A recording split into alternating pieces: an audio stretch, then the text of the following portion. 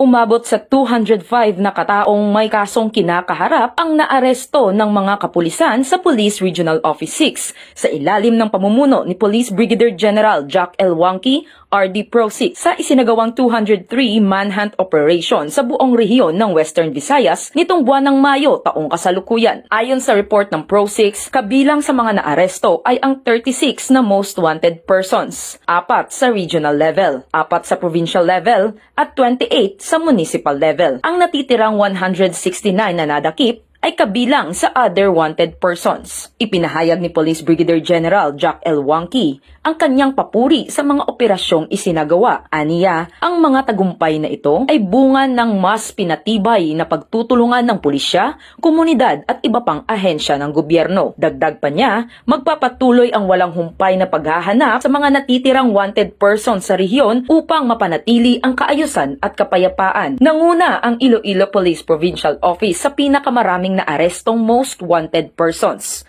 na may 11 huli. Sinundan ito ng Capiz Police Provincial Office na may 8 huli. Kasunod ay ang Iloilo City Police Office na may 7 huli. 5 naman sa Aklan Police Provincial Office. 4 rin ang nahuli ng Antique Police Provincial Office at 1 sa Guimaras Police Provincial Office. Sa other most wanted person naman, muli ring nanguna ang IPPO sa 63 na naarestong individual o katumbas ng 30.7% ng kabuuang bilang.